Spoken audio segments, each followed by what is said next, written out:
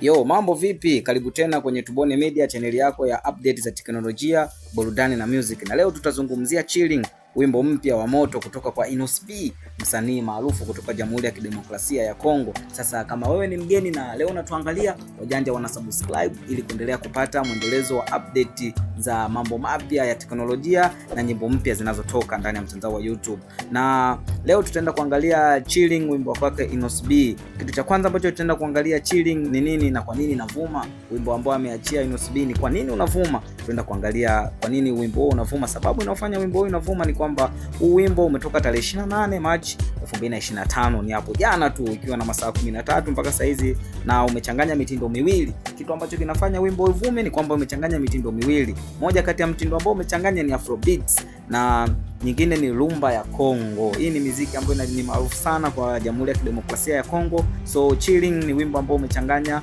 mambo mawili, ambao kuna Afrobeats na rumba ya Kongo. Hichi ndio vitu ambavyo vinafanya wimbo huu wa Chilling uendelee kuvuma na uendelee kushika kasi ndani ya mtandao wa YouTube, na msanii Inos B ameonyesha kama yeye ni msanii wa kimataifa.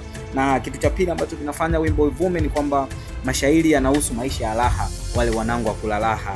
Kwa watu wengi wanaipenda kwa sababu mashairi yanahusu maisha ya raha na kujiachia na kuishi bila stress, wale wanangu wa kuishi bila stress, na kuvutia hasa kizazi cha sasa, maana tunajua kizazi cha sasa kinapenda kuishi bila stress na maisha ya raha. Kwa wimbo huo umekuwa maarufu kwa sababu ya hivyo vitu. Na kitu kingine ambacho kinafanya huo wimbo uvume ni beat yake ni kali sana. Beat ya Chilling ni kali sana. Kama hujasikiliza nenda kasikiliza, beat moja ni kali sana. Na kitu ambacho kinafanya tena kingine ivume ni melody na bamba sana. Melody au mundani, sasa Inos B ametulia na kufanya melody nzuri sana. Na kitu kingine ni production imepiga hatua. Production ya wimbo wa Chilling imepiga hatua, na anasema ni wimbo unaoweza kuchezwa kwenye club. Ukiwa club unaweza ukacheza hii nyimbo, ukiwa kwenye sherehe unaweza ukacheza hii nyimbo, na hata unapo chilling nyumbani unaweza ukacheza hii nyimbo kama wimbo unavyoitwa Chilling. Na tunaenda kuangalia kitu ambacho kingine ni video ya music.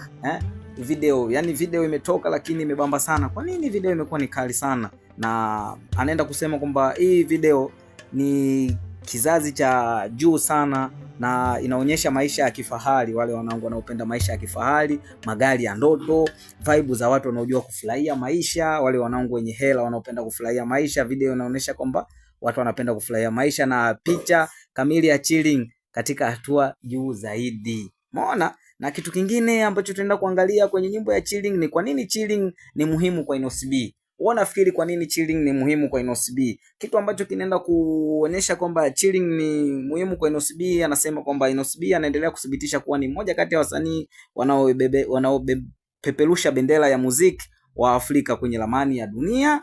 Wimbo unaonyesha uwezo wake kubadili na kuendana na ladha tofauti ya muziki.